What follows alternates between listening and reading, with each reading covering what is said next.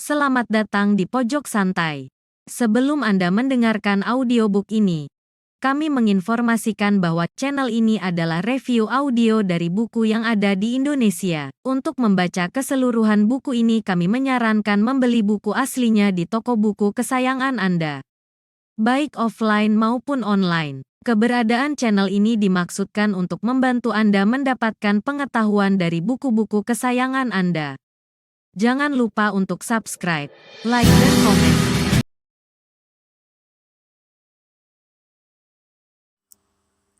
Selamat datang di Pojok Santai, channel khusus yang membahas komik dan novel dengan cara asyik. Andika mendapat wasiat dari pemimpin perguruan naga langit untuk berkunjung ke 2 perguruan silat. Berhasilkah Andika mengemban amanah ini? Yuk, langsung saja disimak video kali ini. Warna merah bara di kaki langit sebelah timur mulai nampak beriring kokok lantang ayam jantan yang bersaut-sautan. Pagi telah lahir kembali. Dalam perjalanan menuju timur Kadipaten Karangwaja, Andika banyak menemukan serakan mayat akibat pembantaian ganjil. Di sebuah dusun tak jauh dari perguruan elang hitam, kejadian serupa juga ditemukan. Mulanya, Andika merasa curiga menyaksikan dusun itu begitu lengang dan sunyi, bagai tak ada denyut kehidupan sedikit pun. Padahal, warga dusun ini selalu menyambut datangnya sang fajar untuk mencari nafkah pagi-pagi sekali. Namun, didapatinya saat ini sama sekali bertolak belakang. Kecurigaan itu mendorong keingintahuan Andika. Segera didatanginya rumah-rumah panggung para penduduk. Dan apa yang didapatinya? Ternyata para penghuni rumah telah bergeletakan tanpa nyawa. Bahkan Andika memandanginya sampai bergidik. Lantai kayu di sekitar mayat dipenuhi darah kehitaman bercampur serakan jarum. Dan ketika rumah demi rumah dimasukinya, pemandangan demi pemandangan menggigitkan pun disaksikannya, sehingga memaksa kuduknya meremang tanpa dikehendaki. Ini sungguh-sungguh bencana mengerikan, desis Andika dengan bibir terangkat ngeri. Ini bukan lagi perbuatan manusia, ini perbuatan iblis.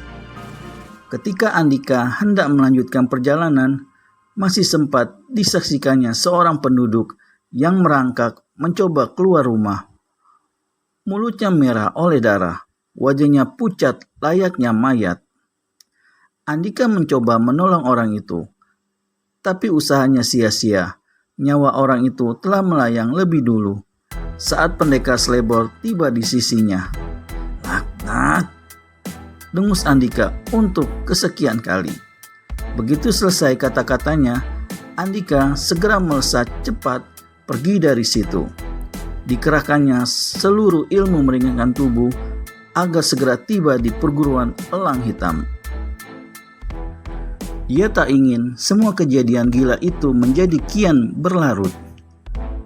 Aku harus segera menyelesaikannya, tandas Andika syarat kegalauan. Dengan kobar api amarah yang seakan hendak membakar seluruh jaringan tubuhnya, Andika berlari sepenuh tenaga. Bagai orang kerasukan setan, diterabasnya onak berduri dan semak belukar.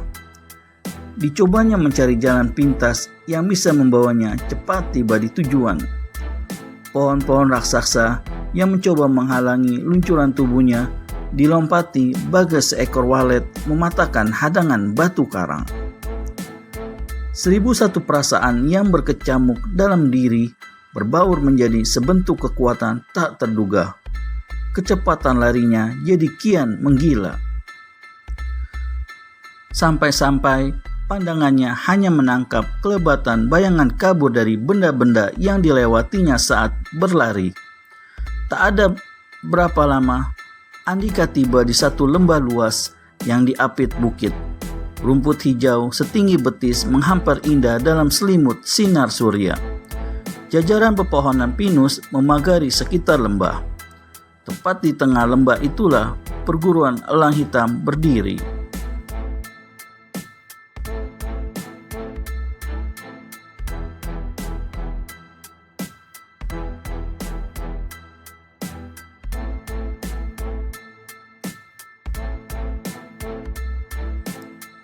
Tanpa ingin membuang waktu sekejap pun, Andika melanjutkan larinya. Dadanya yang saat itu hendak terbelah karena dengus napas memburu tak lagi dihiraukan. Hanya satu yang dipikirkan saat itu. Dia harus memecahkan seluruh teka-teki lalu menuntaskan bencana brutal ini.